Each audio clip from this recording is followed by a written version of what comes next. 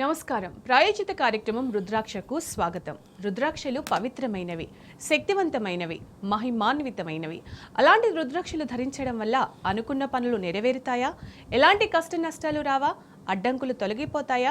అసలు రుద్రాక్ష ప్రాముఖ్యత ఏంటి అనే విషయాలు ఈ కాలంలో చాలా మందికి తెలియదు. అలాంటి రుద్రాక్షలకు సంబంధించిన పూర్తి వివరాలు మనకు తెలియచేయడానికి ప్రముఖ రుద్రాక్ష నిపుణులు, వేద గణిత శాస్త్రవేత్త, ఎన్నో జాతీయ అంతర్జాతీయ అవార్డ్స్ గ్రహీత డాక్టర్ పాండురంగారావు గారు మన స్టూడియోలో ఉన్నారు. వారితో మాట్లాడి పూర్తి వివరాలు తెలుసుకుందాం. ఓం నమః శివాయ. ఓం నమః శివాయ. ఎవ్రీ వీక్ లాగానే ఒక మంచి మోటివేషనల్ స్టోరీతో మన ప్రోగ్రామ్ స్టార్ట్ చేద్దాం. కథ చెప్పుకొని కార్యక్రమంలోకి వెళదాం. ఎప్పుడులాగే నారదుడు శ్రీ మహావిష్ణువుని అడిగాడంట, అయ్యా సత్సాంగత్యం అంటే ఏమిటి? నారదా, ఇవన్నీ ఇప్పుడు అవసరమా? తర్వాత మాట్లాడుకుందాంలే సమయం వచ్చినప్పుడు నువ్వు అని చెప్తుంటే, కాదు మీరు దీనికి ఆన్సర్ చేసిన తర్వాత ఏదైనా చేయండి, నాకు ఎప్పటి నుంచో ఉంది అంటే, సరే అయితే ఒక పని చేయి. అక్కడ ఒక చిన్న పురుగు ఉంది, దాని దగ్గరికి వెళ్ళి అడుగు, అది చెప్పుదు సమాధానం. అక్కడ నుంచి చూడు కనిపిస్తుంది. అక్కడికి వెళ్తాడు. సత్సాంగత్యం అంటే ఏమిటి అని నిన్ను అడగమన్నాడు, నీకేం తెలుసు నాకు చెప్పు. అది ఇలా చూసి ఒకసారి నారదుని చూసి తలవారు చేస్తుంది, చనిపోతుంది. ఇదేమిటి ఆన్సర్ చేయమంటే చనిపోయింది అనుకొని అప్పుడు ఇలా ఏంటి అని అడుగుతాడు. అడిగితే పర్వాలేదులే, పక్కన పావురం ఉంది, ఆ పావురాన్ని అడుగు, అది చెప్పుద్ది. పావురం దగ్గరికి వెళ్తాడు. సత్సాంగత్యం అంటే ఏమిటి అనగానే తల ఒకసారి పైకి చూసి టక్కుని పట్టి చనిపోతుంది. అది కూడా చనిపోతుంది. ఇదేంది లేనిపోని అన్ని నాకు పెడుతున్నావు నువ్వు స్వామి, ఇవన్నీ నా మీద పడతాయేమో ఈ హెచ్చలన్నీ ఏమిటి అంటే, సరే ఏం లేదులే. ఆ ఫైనల్గా అక్కడ ఒక దూడ ఉంది, ఆవు దూడ, ఆ దూడను అడుగు, తను చెప్పు. అక్కడికి వెళ్తాడు. వెళ్ళి సత్సాంగత్యం అంటే ఏమిటి అని అడుగుతాడు. అది చూసి చనిపోతుంది. గోహత్య కూడా నా మీద వేసేసావయ్యా బాబు, అసలు అంటే ఏమిటని అడగడం పొరపాటుని అడిగాను నిన్ను, నా తెప్పలు నేను పడతాను అంటే, లేదులే నారదా, ఒక్కసారి ఆ పైన అక్కడ చూడు, అక్కడ ఆ రాజు కనిపిస్తుంది కదా కోట, అక్కడికి వెళ్ళు, అక్కడ ఒక శిశువు పుట్టాడు, ఆ శిశువుని అడిగు, తను కరెక్ట్గా చెప్తాడు. అంటే ఇప్పుడు దాకా రకరకాల హత్యలు నా మీద వేసేసావు, గో హత్య కూడా వేసేసావు, ఇప్పుడు మనుష్యుడి దగ్గరికి వెళ్ళి ఆ హత్య కూడా నా మీద, ఆ పాపం కూడా వేసేస్తావా? మానేద్దామా అనుకుంటాడు. పెద్ద ఆయన చెప్పాడు, మళ్ళీ ఎందుకు వెళ్దాం అని చెప్పి అక్కడికి వెళ్ళి ఆ పిల్లాడు ఉయ్యాల్లో ఉంటే రాజకుమారుడు అతన్ని అడుగుతాడు, సత్సాంగత్యం అంటే ఏమిటి అని. అంటే అప్పుడు ఆ పిల్లాడు ఒకసారి మళ్ళీ భయపడుతున్నాడు నారదుడు, మళ్ళీ వీడు కూడా పోతాడేమో. ఆ పిల్లాడు నారదుడి ముఖం చూస్తూ నవ్వుతూ, నారదా, నన్ను గుర్తుపట్టలేదా స్వామి అని అడుగుతాడు. ఎవరు నువ్వు? నిన్ను నేను గుర్తుపట్టడం ఏంటి అంటాడు. అయ్యో, నువ్వు ఇంతకు ముందు వచ్చినప్పుడు పురుగుగా నేను ఉన్నాను, సత్సాంగత్యం అంటే ఏమిటి అని నన్ను అడిగావు, తర్వాత నేను పావురం అయ్యాను, తర్వాత దూడగా వచ్చాను అంటే, తర్వాత ఇప్పుడు రాజవంశంలో యువరాజుగా పుట్టాను, ఒక్కసారి నీలాంటి గొప్ప వాళ్ళతో మాట్లాడినందుకు ఆ పురుగు జన్మ పావురం, పావురం ఆవు, ఆవు మనిషిగా వచ్చింది. ఇంత సత్సాంగత్యం ఇంతకంటే ఏముంటుంది మహానుభావ? గొప్ప వాళ్ళతో సాంగత్యం చేస్తే ఇలాగే ఉంటుంది. సో కాబట్టి ఈ కథ మనకి ఏం చెప్తోంది అంటే, సత్సాంప్రదాయము, సత్పురుషుల సాంగత్యము, సత్సంపద, సత్ప్రవర్తన, ఇవన్నీ కూడా మంచి భవిష్యత్తులోకి తీసుకువెళ్తాయి. సో మంచి జన్మల్ని, మంచి భవిష్యత్తుని మనకు అందజేస్తాయని కథ చెప్తాను. కాబట్టి అలా ఉండడానికి ట్రై చేద్దాం. Very nice. కాలర్ ఉన్నారు సికింద్రాబాద్ నుంచి, సంతోష్ గారు. నమస్తే అండి సంతోష్ గారు, గురువు గారు ఉన్నారండి, మాట్లాడండి. సంతోష్ గారు. గురుగారు నమస్తే. గురుగారు ఓం నమః శివాయ. ఓం నమః శివాయ. గురుగారు ఏమిటమ్మా? Hello hello. గురుగారు చెప్పండి. చెప్పాలి, మీరు డేట్ ఆఫ్ బర్త్ మా అబ్బాయి కోసం తెలుసుకోవాలా గురుగారు? చెప్పండి. డేట్ ఆఫ్ బర్త్ మీ అబ్బాయి. 3rd September 2004. 3rd September 2004 అమ్మా. అవును గురుగారు. శుక్రవారం పుట్టినట్టు తెలుసా అమ్మా? ఫ్రైడే పుట్టాడు.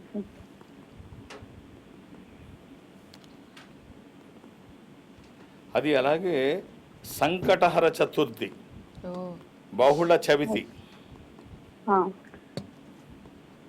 దాన్ని సంకష్ట చతుర్థి అంటూ ఉంటాం వాడుక భాషలో. అంటే ప్రతి మాసం వచ్చే కృష్ణపక్షంలో వచ్చే చతుర్థి. ఇది కన్యా రాశి. అమ్మ, ఈ అబ్బాయికి మీరు ఇవ్వాల్సిన రుద్రాక్ష ఒక ద్వాదశముఖి రుద్రాక్ష. 12 ముఖములు కలిగిన ఈ రుద్రాక్ష ద్వాదశ ఆదిత్య స్వరూపము, అంటే సూర్య స్వరూపం. ఉన్నతమైన స్థితి కోసము, అనారోగ్య సమస్యలు లేకుండా బ్రైట్ ఫ్యూచర్ కోసము. అలాగే త్రయోదశి కూడా ఈ అబ్బాయి జాతకానికి సంబంధించిందే. అది అంటే త్రయోదశి, అది ఇంద్ర రుద్రాక్ష, రూలింగ్ రుద్రాక్ష, కమాండింగ్ రుద్రాక్ష. అనుకున్నది సాధించడానికి, సంకల్పం సిద్ధించడానికి, కోర్కెల సాఫల్యం కోసం జాతకపరంగా అవసరమైంది కూడా త్రయోదశి. సో ఈ రెండిట్లో ఏదైనా ఒక్కటి 24/7 ఎప్పుడూ వేసుకోవచ్చు, ఎలాంటి నియమాలు లేవు. All the best. మరో కాలర్ వెంకన్న గారు నల్గొండ నుంచి ఉన్నారు. వెంకన్న గారు ఎవరి గురించి తెలుసుకోవాలనుకుంటున్నారో చెప్పండి, మాట్లాడండి. మా అబ్బాయి గురించి అండి. డేట్ ఆఫ్ బర్త్ చెప్పండి. 29/4/2000. 29/4/2000 అండి. గురువు గారు నమస్కారం అండి. ఓం నమ శివాయ. ఏమిటండి అది? అబ్బాయి ఏం చేస్తున్నాడు అబ్బాయి? బిఎస్సి నర్సింగ్ అయిపోయింది సార్. Very nice. అబ్రాడ్ పోయే అవకాశాలు ఉన్నాయి అండి. ఇక అబ్బాయి శనివారం పుట్టినట్టు తెలుసు అనుకుంటాను మీకు.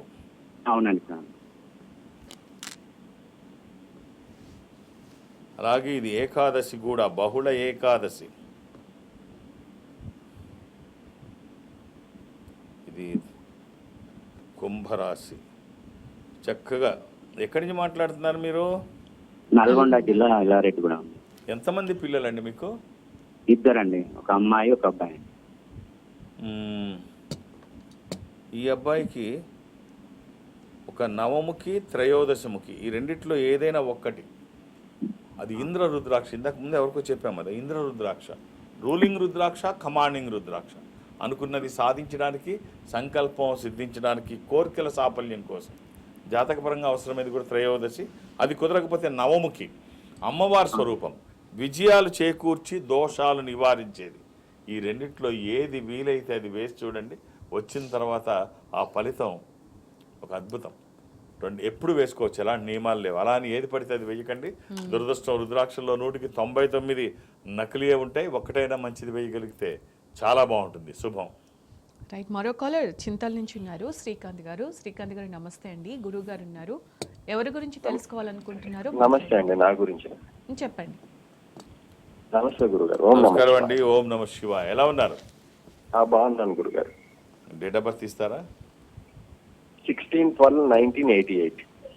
16/12 16 డిసెంబర్ 1987. 87.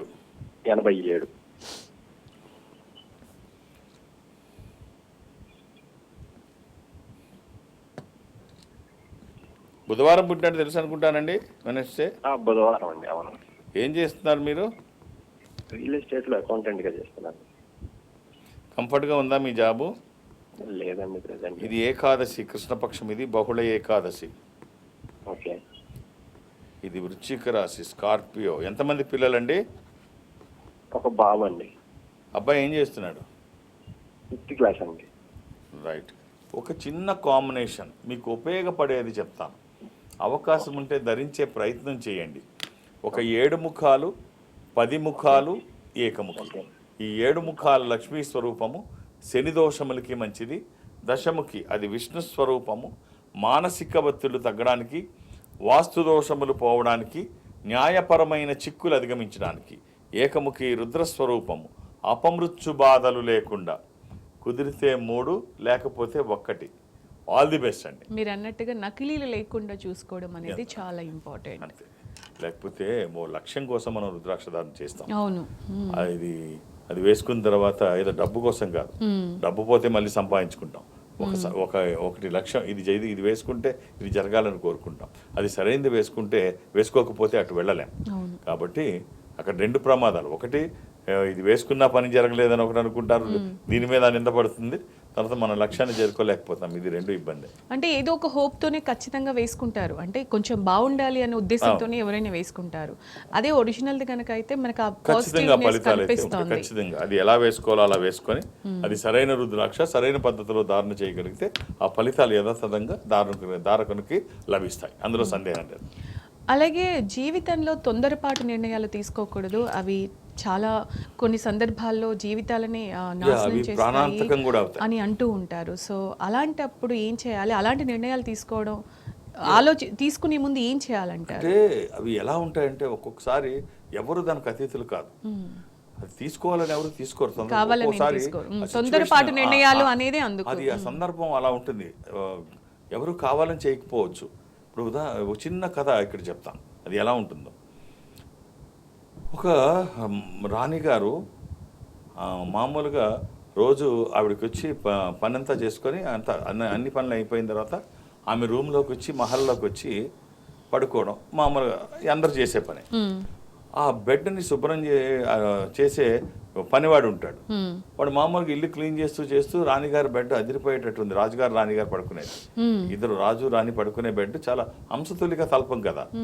ఆ పనివాడు మొత్తం చూసి చాలా బాగుంది, రాజుగారు దీని మీద పడుకుంటారు, ఎంత బాగుందో అది రోజు చూస్తుంటాడు. ఒకరోజు ఎంత మెత్తగా ఉంది కదా, ఒక్కసారి పడుకొని చూద్దాం, ఎవరు లేరు కదా అని పడుకుంటాడు. అంత మెత్తగా ఉన్న పరుపు, ఆ చల్లటి గాలి వాడికి నిద్ర పట్టేసింది. మామూలుగా రాణిగారు ఆమె పని చేస్తూ ఇటు పక్కన పడుకున్నాడు, చూడలేదు. ఆమె గబగబా వచ్చి అవి ఏమీ గమనించకుండా ఇటు వచ్చింది, చూస్తే పక్కన ఎవరో పడుకుని ఉన్నారు. ఇంకెవరు పడుకుంటారు, తన మంచం మీద పడుకునే ధైర్యం రాజుగారే పడుకున్నారు అనుకుని చెప్పి రాణిగారు భ్రమించింది. అటు పక్క పడుకునేది రాజుగారే అని ఈ పక్క ఆమె పడుకుంది. సరే పడుకున్న తర్వాత నిద్రలోకి వెళ్ళిపోయింది. ఆయన పని అంతా చూసుకొని ఆయన వచ్చాడు. ఆయన వచ్చిన తర్వాత చూస్తే మంచం మీద ఎవరితోనో నిద్రిస్తూ ఒకే మంచం మీద ఇద్దరు ఉన్నారు. రాజుగారి కోపంతో కత్తి తీసి రాణిని చంపుదామని కత్తి పైకి ఎత్తాడు. ఎత్తేసరికి బొడ్లో ఉన్న ఇంకొక బాకోటి కింద పడిపోద్ది. ఏమిటా అని చెప్పేసి తీస్తే అప్పుడు ఆ సౌండ్కి రాణిగారు లేస్తారు. చూస్తే ఇది జరిగిందంతా తెలుసుకొని బాధపడతారు. అంటే ఆ క్షణం అది పడకపోతే జరగకూడని డ్యామేజ్ జరిగిపోతుంది. అసలు ఏంటి అని కనుక్కోకుండా ఇది అసలు ఏమీ తెలుసుకోకుండా అది జరిగింది. ఏమిటంటే పాపం అప్రయత్నంగా వాడికి తెలియకుండా వాడని తెలియకుండా రాజుగారు అనుకొని ఈమె ఎవరితోనో ఉందనుకొని రాజుగారు, అంటే ఎవరి ప్రమేయం లేకుండా ఇవన్నీ జరిగిపోతూ ఉంటాయి. కాబట్టి ఒక్కసారి నిర్ణయం తీసుకునే ముందు ఒక్క క్షణం ఆలోచిస్తే పెద్ద పెద్ద డ్యామేజ్ని నివారించగలుగుతాం. ఆ ఒక్క క్షణం చాలా ప్రమాదకరం కూడా, జీవితాలని తారుమారు చేసేస్తూ ఉంటుంది. ఇప్పుడు చాలా మంది మనం జైళ్ళల్లో చూస్తే క్షణికావేశంలో చేసాం, చాలా మంది బాధపడుతుంటారు, చాలా మంది. సో కావాలని ఎవరు అవి చేయరు. ఉండకూడదు. మహేంద్ర గారు అనంతపూర్ నుంచి. నమస్కారం అండి మహేంద్ర గారు, గురుగారు ఉన్నారు, మాట్లాడండి. ఓం నమ శివాయ. మహేంద్ర గారు ఎలా ఉన్నారు? డేట్ ఆఫ్ బర్త్ అండి, డేట్ ఆఫ్ బర్త్ ఇస్తారా? 18th October 1982. ఏం చేస్తున్నారండి? మండే పుట్టినట్టు తెలుసా అండి? సోమవారం నాడు ఏం చేస్తున్నారన్నారు? ఇది పాడ్యమి అమావాస్య తర్వాత. పిల్లలండి? కన్యా రాశి, నక్షత్రం చిత్త.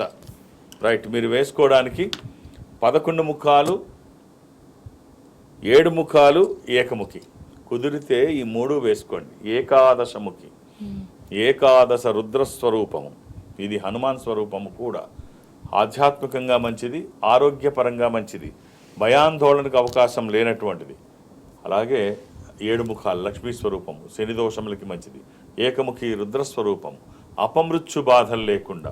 కుదిరితే ఈ 3, లేకపోతే ఏదైనా ఒక్కటి. ఆల్ ది బెస్ట్ అండి. అల్వాల్ నుంచి మరో కాలర్ ఉన్నారు, ప్రకాష్ గారు. గుడ్ మార్నింగ్ అండి ప్రకాష్ గారు. గురువు గారు ఉన్నారు, మాట్లాడండి ప్రకాష్. ఓం నమ శివాయ గురువు గారు. శివాయ నమః. ఎలా ఉన్నారు ప్రకాష్ గారు? బాగున్నానండి.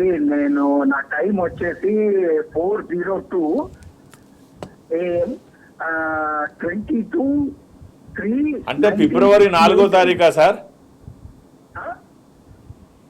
ప్రకాష్ గారు చెప్పండి. ఒక్కసారి మీ డేట్ ఆఫ్ బర్త్ చెప్తారా?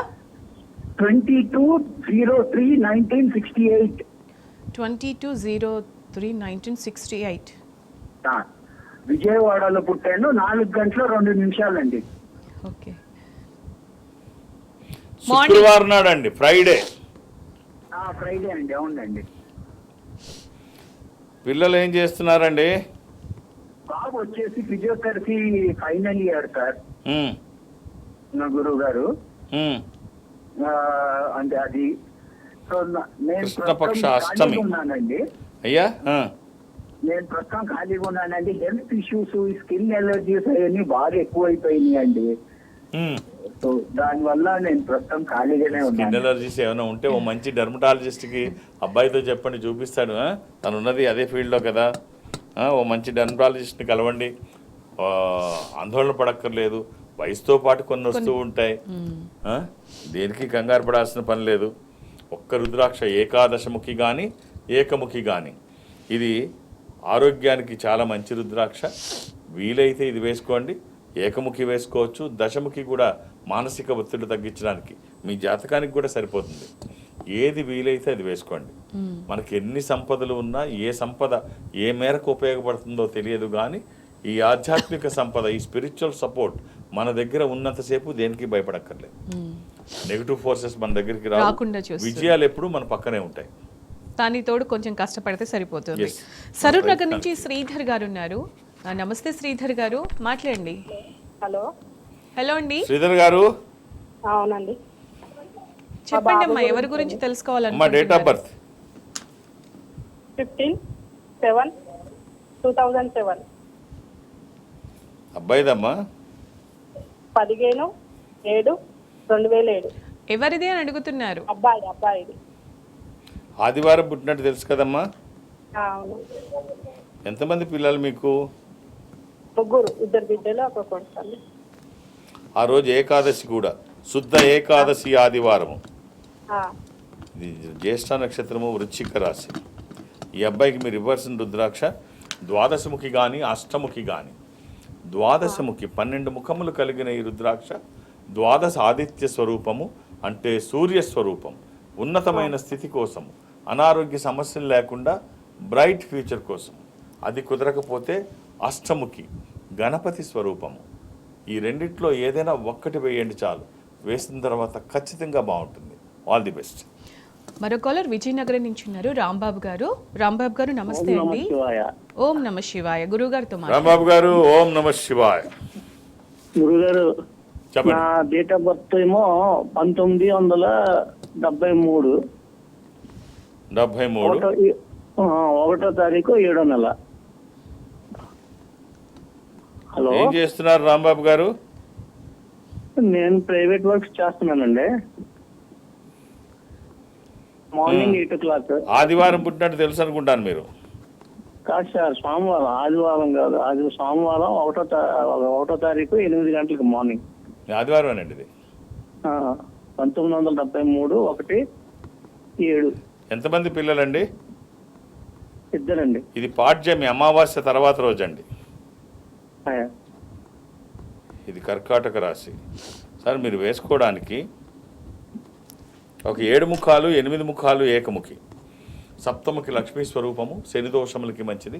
అష్టముఖి గణపతి స్వరూపము, విఘ్నాలు లేకుండా ముందుకు వెళ్ళడానికి. ఏకముఖి రుద్ర స్వరూపము, అపమృత్యు బాధలు లేకుండా. కుదిరితే 3 వేయండి, లేకపోతే ఏదన్నా ఒక్కటి. ఆల్ ది బెస్ట్ అండి. మరో కాలర్ ఉన్నారు, కర్నూలు నుంచి నాగరాజు గారు. నాగరాజు గారు, హలో మేడం. ఎవరి గురించి తెలుసుకోవాలనుకుంటున్నారో మాట్లాడండి. నాగరాజు గారు, సార్. ఓం నమ శివాయ. సార్, శివాయ నమః. చెప్పండి. మాట్లాడండి. అదే మా అబ్బాయి గురించి తెలుసుకోవాలనుకుంటున్నాను. ఇవ్వండి డేట్ ఆఫ్ బర్త్ ఇవ్వండి. డేట్ ఆఫ్ బర్త్ వచ్చి 6 జూన్ 2002. 6th జూన్ అంటే 6/6. 6/6/2002. 2002. అవును సార్. ఎంతమంది పిల్లలండి? ఒక అబ్బాయి. గురువారము, థర్స్డే తెలుసా? నాకంత ఐడియా లేదు సార్ ఏది అనేది. డేట్ ఆఫ్ బర్త్ మాత్రం బాగుంది. అలాగే అది ద్వాదశి కృష్ణపక్షము, అమావాస్య ముందు. ఇది వృషభ రాశి, రోహిణి నక్షత్రము. ఈ అబ్బాయి విదేశాలకు వెళ్ళే అవకాశం అయితే చాలా ఎక్కువ ఉంది. ఈ అబ్బాయికి మీరు ఇవ్వాల్సిన రుద్రాక్ష నవముఖి కానీ త్రయోదశముఖి కానీ. ఈ నవముఖి 9 ముఖాలు అమ్మవారి స్వరూపం, త్రయోదశి ఇంద్ర రుద్రాక్ష. ఈ రెండిట్లో ఏదైనా ఒక్కటి వేయండి. శరీరానికి తాకే విధంగా 24/7 ఎప్పుడూ వేసుకోవచ్చు. ఎలాంటి నియమాలు లేవు. మీ ఆశీర్వచనము, వాళ్ళ ప్రయత్నము, ఈశ్వరానుగ్రహము, నా వంతు బాధ్యతగా జాతకాన్ని వేదగణితంతో అధ్యయనం చేయడం వల్ల జాతకంలో ఉన్న దోషాలు నివారించబడతాయి. ఈ రుద్రాక్ష స్వయం ఈశ్వర స్వరూపము. శంకరుడు అంటే శుభములు కలగజేయువాడు అని నిఘంటువార్థం. సో ఆయన ఎక్కడుంటే అక్కడ అన్ని శుభాలు ఉంటాయి. ఆయన స్వరూపం రుద్రాక్ష ఎక్కడుంటే అక్కడ అన్ని సంపదలు కలగజేస్తుంది. రైట్, అవకాశం ఉంటే వేసుకోండి. ఆల్ ది బెస్ట్ అండి. అలాగే కొంతమంది విషయానికి వస్తే అంటే ఏం చేయాలన్నా కూడా ఎక్కువగా ఆలోచిస్తుంటారు. పాజిటివ్గా కంటే నెగిటివ్గా ఏం జరుగుతుందో మంచి ఆలోచించకుండా ఇది చేయడం వల్ల ఇలాంటి నష్టం వస్తుందేమో, అలాంటి నష్టం అంటే అలాగే ఉండిపోతారు అక్కడే, ముందుకు వెళ్ళకుండా. సో అలా అంత ఓవర్గా థింక్ చేయడం, దీన్ని ఓవర్ థింకింగ్ అంటూ ఉంటాం కదా, అలా అంత మంచిది అంటారా? అది అపోహలు, ఓవర్ థింకింగ్, ఇవన్నీ లేని కొంతమంది అపోహలు అన్నీ కూడా ఇవన్నీ ఏది మంచిది కాదు. అది అన్నీ ఎలా ఉంటాయంటే ప్రతి వాళ్ళలో ఉంటాయి. అవి సరి చేసుకోకపోతే మాత్రం ఇబ్బంది అవుతుంది. చాలా మనం చెప్పుకున్నట్టు కావాలని ఎవరు ఆ తొందరపాటు నిర్ణయాలు తీసుకోరు. ఆ సిచ్యువేషన్, అందుకనే నిదానం చాలా అవసరం. చాలా విషయాల్లో ఎంతటి సంఘటన జరిగినా నిదానంగా గమనించడం, ఆ తర్వాత నిర్ణయం తీసుకోవాలి. ఇప్పుడు ఒక ఏమిటది ఎగ్జిబిషన్ లాంటిది జరిగితే అందులో ఈ అద్దాలు పెట్టి మొత్తం అద్దాలతో ఒక రూమ్ ఉందంట. దాన్ని ఏమంటారు ఏదో. సరే వెళితే అందులో ఒక కుక్క పిల్ల వెళ్ళింది. అయితే ఎటు చూసినా అద్దాలు, మొత్తం అన్ని మిర్రర్సే. ఆ కుక్క చూసుకొని తన ప్రతిరూపం చూసుకొని అరుస్తోంది. అరుస్తుంటే చూస్తే దాని ముందు కుక్క కనిపిస్తోంది, పక్కకు తిరిగితే కుక్క కనిపిస్తోంది, ఎటు చూసినా కుక్కలు కనిపిస్తున్నాయి. మొత్తం కుక్కలు దాడి తన మీద చేస్తున్నారు అనుకొని పాపం భ్రమించి వాటి మీద అరగడం మొదలుపెట్టింది. లోపలికి వెళ్ళింది, ఆ బయటికి రావట్లేదు. వీటి మీద ఎలా అన్నా పోరాటం అన్ని నా మీద ఎదురు తిరుగుతున్నాయి అని చెప్పి అరిచి అరిచి అరిచి అరిచి తెల్లవార్లు అరిచి ప్రాణాలు కోల్పోయింది, అక్కడ పడిపోయి. సో ఇది మనకి ఏం తెలియజేస్తుందంటే ఇలాంటి అపోహలు ఏముండదు అక్కడ, ఏమీ ఉండదు అక్కడ. ప్రతిబింబం మాత్రమే. ఇలాంటి ఏమీ లేని ప్రతిబింబాన్ని చూసి భ్రమించి ఈ నిర్ణయాలు సరిగ్గా తీసుకోకపోవడం, భ్రమల్లో పడిపోవడం చాలా మంది యువత వీటిలోంచి బయటికి రాకపోతే చాలా కష్టం. నెక్స్ట్ ఎల్బీ నగర్ నుంచి ఉన్నారు కాలర్ సురేష్ గారు. సురేష్ గారు గుడ్ మార్నింగ్ అండి, గురుగారు ఉన్నారు, మాట్లాడండి. సురేష్ గారు నమస్తే అండి. ఓం నమ శివాయ. ఓం నమస్తే. ఏం చేస్తున్నారు సురేష్ గారు? నేను బిజినెస్ అండి, రియల్ ఎస్టేట్ చేస్తుంటాను. కొంచెం గట్టిగా చెప్పండి. రియల్ ఎస్టేట్ చేస్తుంటానండి. బిజినెస్ రియల్ ఎస్టేట్ అంటే ఫ్లాట్స్ అమ్మడం కానీ. అంటే మీరు మార్కెటింగ్ చేస్తారా, కన్స్ట్రక్ట్ చేసి అమ్ముతారా, లేకపోతే భూములు కొని అమ్ముతారా? భూములు, ఫ్లాట్స్ అండ్ భూములు అమ్మడం కొనడం చేస్తుంటారు. మంచి బిజినెస్, జాగ్రత్తగా చేయండి. ఓకే, మంచి బిజినెస్. డేట్ ఆఫ్ బర్త్ ఇవ్వండి. October 5th October 1988. 5వ తారీఖే కదండి? 5వ తారీఖు అక్టోబర్ 1988.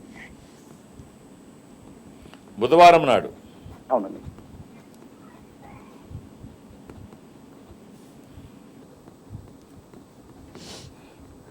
ఇది దశమి, కృష్ణపక్షము, బహుళ దశమి. ఇది సింహరాశి.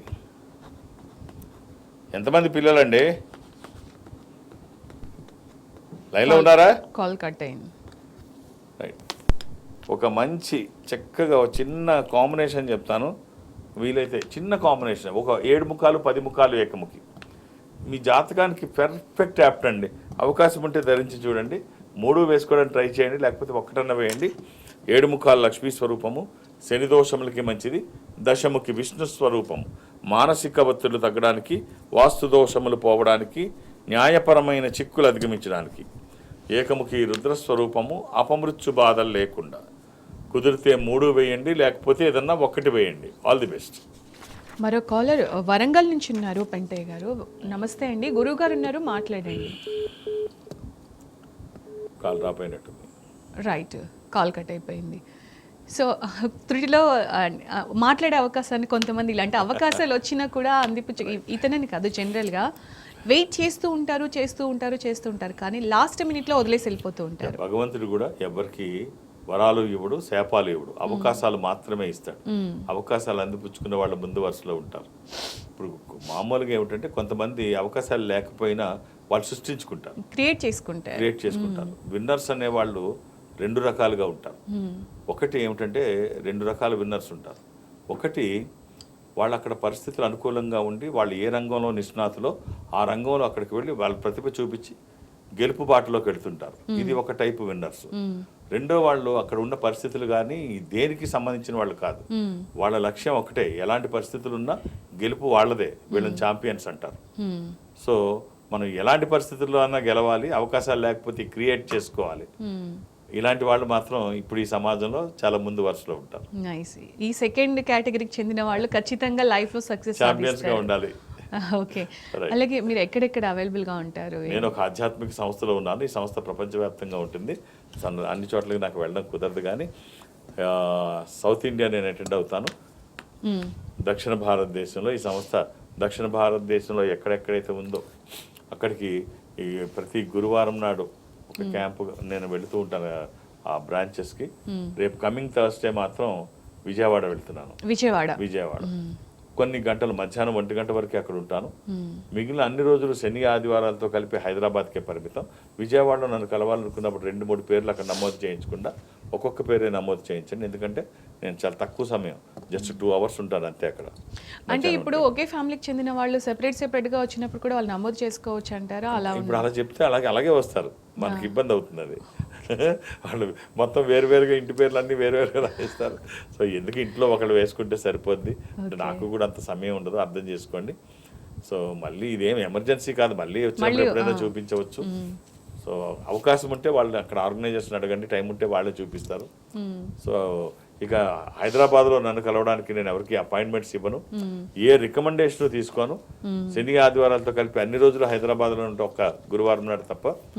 సో అలాగే దూర ప్రాంతాల నుంచి కూడా ఇక్కడికి రావాల్సిన అవసరం లేదు. ఈ సంస్థ అన్ని చోట్ల ఉంటుంది. నేను దక్షిణ భారతదేశం అటెండ్ అవుతాను. దక్షిణ భారతదేశంలో మీరు ఎక్కడైనా ఈ సంస్థకి దగ్గరగా ఉంటే, అంటే సపోజ్ బెంగళూరులో మీరు ఉన్నారు, ఈ సంస్థ ఇన్ఫాంట్రీ రోడ్ బెంగళూరులో ఉంటుంది, మీరు అక్కడికి వెళితే వాళ్ళు నాతో మాట్లాడించే ప్రయత్నం చేస్తారు, మాట్లాడే ప్రయత్నం నేను చేస్తాను. అలాగే అది చెన్నై కావచ్చు, బెంగళూరు, విశాఖపట్నం, విజయవాడ, తిరుపతి, శ్రీశైలం, వేములవాడ, కాళహస్తి, ఇలా ఏదైనా మీరు అక్కడికి వెళితే వాళ్ళతో మాట్లాడించే ప్రయత్నం చేస్తారు, మాట్లాడే ప్రయత్నం నేను చేస్తాను. ఆ విధంగా నన్ను కలిసిన, డైరెక్ట్గా హైదరాబాద్ వచ్చి నన్ను కలవాలనుకున్నా, రేపు విజయవాడలో కలుద్దాం అనుకున్నా గురువారం నాడు, ఒక్కొక్క డేట్ ఆఫ్ బర్త్ చూసే అవకాశం నాకుంది. రైట్ గురుగారు, చాలా మంచి విషయాలు చెప్పారు రుద్రాక్షలకు సంబంధించి. అలాగే ముఖ్యంగా మంచి మోటివేషనల్ స్టోరీతో పాటు లైఫ్లో ఎలా ఉండాలి అనే విషయాలు కూడా చాలా బాగా చెప్తూ ఉంటారు. Thank you so much. ఓం నమః శివాయ. ఇది ఇవాల్టి రుద్రాక్ష కార్యక్రమం. నమస్తే.